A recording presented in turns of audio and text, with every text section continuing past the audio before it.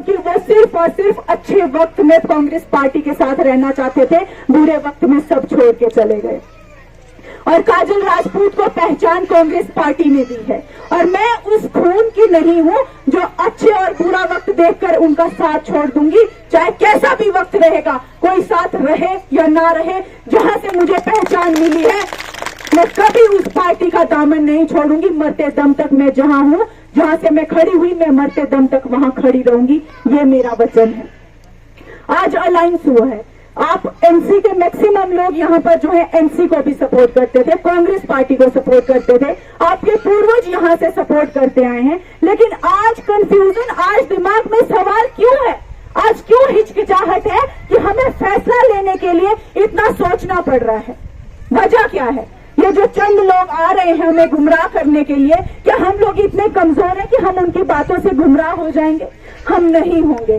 सरकार आएगी और बनी से अलायंस जो है वो जीतेगा। यहाँ से अलायंस एनसीआर कांग्रेस की सीट यहाँ से जीतेगी, ये मुझे आप लोगों पर विश्वास है। आप लोगों की जो रीति है, आप लोगों का जो पहले से प्यार है पार्टी के लिए, वो जरूर यहाँ से जीतेगा। और जो आपके दिल में जो सवाल होंगे, आपके दिल में जो नाराजगी होगी, आप लोग मुझसे खुल के बात कर सकते हैं, हम सुनेंगे। कोई गुस्सा होगा, लड़ेंगे भी, लेकिन हम टूटेंगे नहीं और इस एकता को हम छोड़ेंगे नहीं। और जो काम आप लोग कहते हो कि हमारे इलाके में ये काम बच गए हैं, चाहे आपके यहाँ पर तहसील की बात हो, चाहे बदनौता में कहते हैं कि स्टाफ की बात हो, या किसी भी इलाके की कोई भी दिक्कत होगी, हमारे पास वक्त है, हम बैठेंगे। लेकिन सबसे पहले हमें एक होकर हमें अपनी सीट निकालनी है, क्योंकि इन्होंने पूरी तैयारी की है कि इनको लोगों को हमने तोड़ना है। हमने इनके जो मंसूबे हैं उनको कामयाब होने नहीं देना है। आज 70 साल से कांग्रेस पार्टी ने जो हमारे देश के लिए किया है, क्या ये भाजपा के लोग कर सकते हैं? ये लोग बताएं कि आपके भाजपा के कितने नेता जो शहीद हुए हमारे देश के लिए। कांग्रेस पार्टी, गांधी परिवार को ये लोग कोसते हैं कि सब मुश्किलातें जो है नेहरू और गांधी परिवार जो है छोड़ के गया है। लेकिन गांधी परिवार ने जो बलिदान हमारे देश के लिए दिया है, इन मोदीवादी लोगों से पूछे कि आप में से एक भी इंसान बताए कि आप में से एक भी इंसान अगर हमारे देश के लिए कुर्बानी दी हो या शहीद हुआ हो। नहीं है इनके पास बोलने के लिए, इनका इतना बड़ा दिल ही नहीं है। राहुल गांधी की बात करते हैं, राहुल गांधी को ये लोग इतनी बातों पे टारगेट करते हैं। मोदी जी से पूछिए, कभी राहुल गांधी जी के आमने सामने बैठकर भाषण करें, आपको पता लगेगा एजुकेशन की ताकत क्या है, पढ़ाई की ताकत क्या है। लेकिन नहीं बैठ सकते। वो चाय बनाना और चाय बेचना लोगों को सिखाते हैं, कोई बुरी बात नहीं है, लेकिन कोई उसका सबूत है कि मोदी जी ने क्या सच में चाय बेची, या सिर्फ भाषण ही करते हैं। आप उनके पुरानी तस्वीरें देख लीजिए, उस टाइम पे जब लोग वो बात करते हैं कि मैंने इतनी गरीबी देखी है, उस वक्त के फोटो भी उनके ऐसे टाई और सूट बूट में निकलते थे, पता भी नहीं। और जैसे वो आज बातें कर रहे हैं कि मैं इतने गरीब परिवार से निकला, या मैं इतने गरीब परिवार से आया, मैंने चाय बेची। ना तो उनके चाय बेचने का कोई सबूत है, ना तो उनकी डिग्रियों का कोई सबूत है। अगर सबूत है तो सिर्फ और सिर्फ जो लोगों को तोड़ रहे हैं, जो लोगों को बांट रहे हैं, वो सबूत आज हमारे दिलों में, हमारे समाज में, हमारे समाज में वो चीजें घूम रही हैं। हमें उन चीजों से बचना है। हमें अगर बात करनी है तो बच्चों के रोजगार के ऊपर बात करनी है। हमें वोट देना है तो हमें रोजगार के ऊपर वोट देना है। जो हमारी सड़कें अच्छी करे, हमने उसको वोट देना है। जो हमारे यहाँ नेटवर्क फैसिलिटी अच्छी करे, हमने उसको वोट देना है।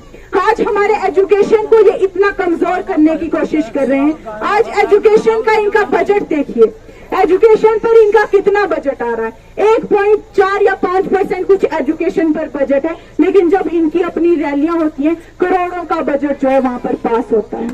जहां पर आप शिक्षा को इतना कमजोर कर रहे हो, आप एक उज्जवल भविष्य की, उज्जवल देश की कामना कैसे कर सकते हो? लेकिन इनको कोई लेना देना नहीं है। इनको पता है कि बच्चा पढ़ेगा तो वो सवाल करेगा, बच्चा अच्छी जगह पहुंचेगा, चीजें सीखेगा, वो सवाल करेगा। इन्होंने उस सवाल को खत्म करने की कोशिश कर रहे हैं, और ये उस चीज में कोशिश में आगे सफल होते भी हमें दिख रहे हैं। लेकिन अब इस चुनाव में हमें इनको फुल स्टॉप लगाना है, और जो लगेगा इस बार वो बहुत अच्छे से दिख रहा है।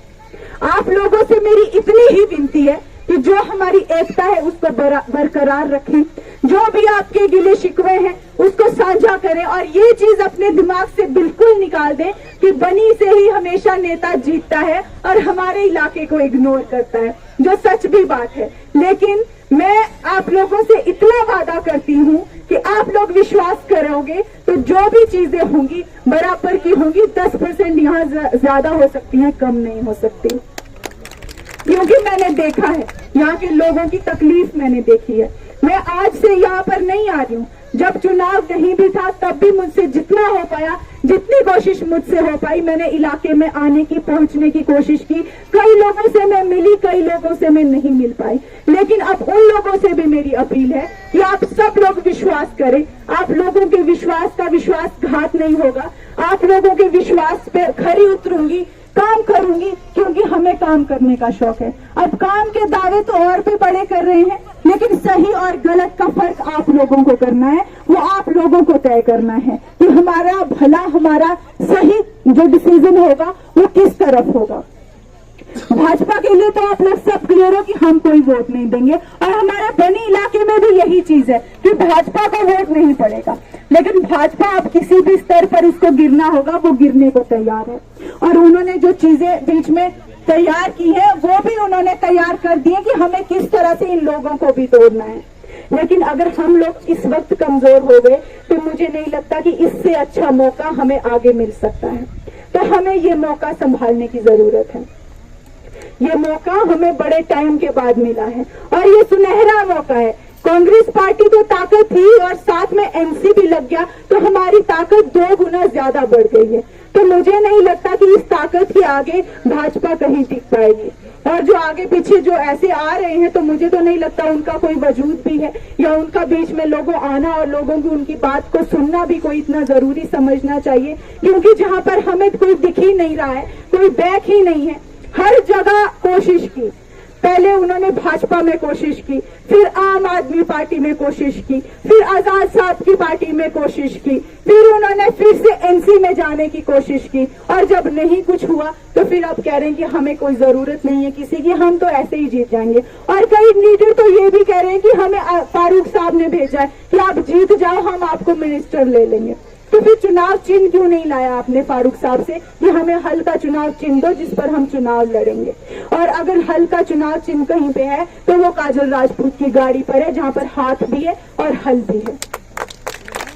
ये चीज हमको समझनी है, हम लोगों को गुमराह नहीं होना है। काम आप लोगों को कभी दिक्कत नहीं आएगी, कभी कोई परेशानी नहीं आएगी।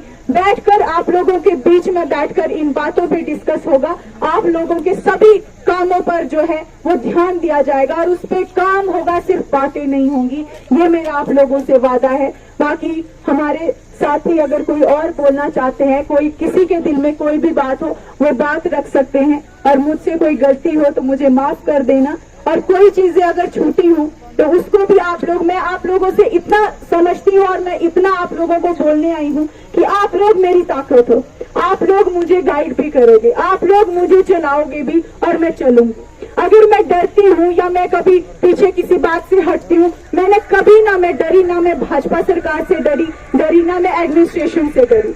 आज ये लोग प्रोटेस्ट करते हैं, कोई भी मुद्दा जब आता है तो ये भाजपा के लोग प्रोटेस्ट करना शुरू हो जाते हैं।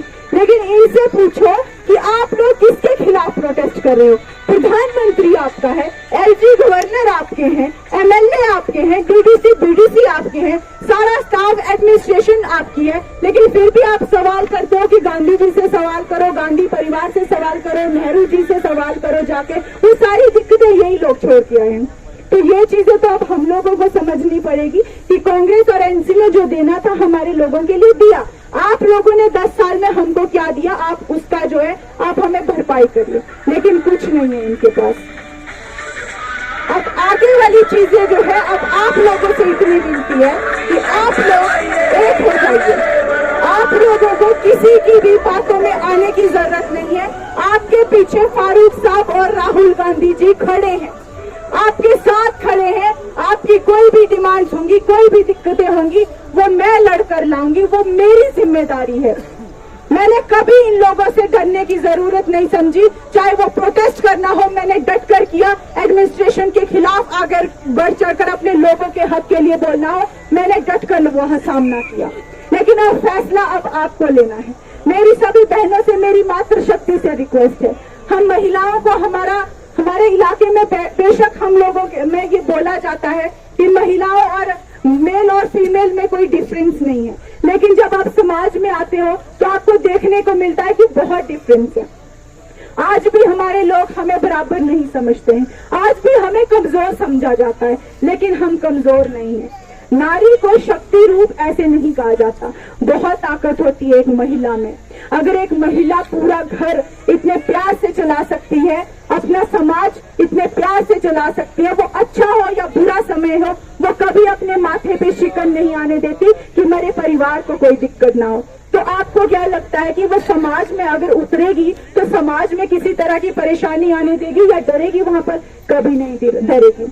इंदिरा गांधी हमारे उस जमाने में अगर प्रधानमंत्री बन सकती है जिस जमाने में हम महिलाओं को वोट डालने का अधिकार भी नहीं था, तो आज तो ऐसी कोई दिक्कत ही नहीं है, आज तो ऐसी परेशानी ही नहीं है। आज हमारी लड़कियां, आज हमारी महिलाएं बहुत बहुत दूर हैं, चांद पर हमारी महिलाएं पहुंची है। आज कितनी बड़ी बड़ी मिनिस्टर हमारी महिलाएं हैं, राष्ट्रपति हमारी महिलाएं हैं।